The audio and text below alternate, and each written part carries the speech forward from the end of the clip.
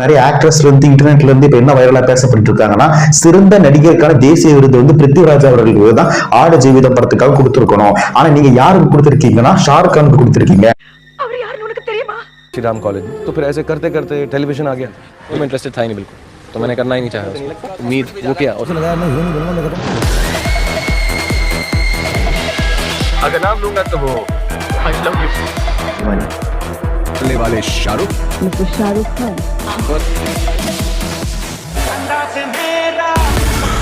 ஷாருக் கான் ஒரு நல்ல நடிகர் தான், அதுல எந்த ஒரு சந்தேகமும் இல்ல. அவர் எவ்வளவோ நல்ல நல்ல படம் நடிச்சு கொடுத்திருக்காரு. ஆனா ஜவான்ற படம் வந்து ஒரு மசாலா படம். மனசா தொட்டு உண்மையை சொல்லுங்க, உண்மையிலே அந்த மாதிரி ஜெயில் இந்த இந்தியால எங்கேயாச்சும் இருக்கா? அந்த மசாலா படத்துல ஒரு கதாநாயகனா நடிச்சிருக்காரு நம்ம ஷாருக் கான் அவர்கள். அவருக்கு கொடுத்திருக்கீங்க. ஆனா உசுர பணைய வச்சு ஆடு ஜெயித படம் வந்து நடிச்ச கதாநாயகர் வந்து அந்த அளவுக்கு நேச்சுரலிட்டிக்கா இல்லையா? உருட்டு இந்த படத்துக்காக அவர் எவ்வளவு கஷ்டப்பட்டிருக்காருன்னா, உடம்பெல்லாம் குறைச்சி படம் ஷூட்டிங்கு போகும்போது அந்த டைம்ல கொரோனா வந்துருச்சு, லாக்டவுன் போட்டாங்க. ஆனா அவர் அந்த உடல் அப்படியே மெயின்டைன் பண்ணி அதுக்கப்புறம் அடுத்த வருஷத்துல அந்த படம் ஃபுல்லா நடிச்சு கொடுத்து ரொம்ப மெனக்கெட்டு அந்த படத்தை நடிச்சு கொடுத்திருக்காப்புல.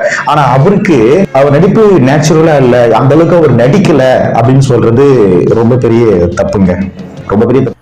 ஹேண்டில் கீழே லிங்க் இருக்கு, அது டச் பண்ணீங்கன்னா ஃபுல் வீடியோ வரும். அப்படி மறக்காம சேனலை சப்ஸ்கிரைப் பண்ணுங்க.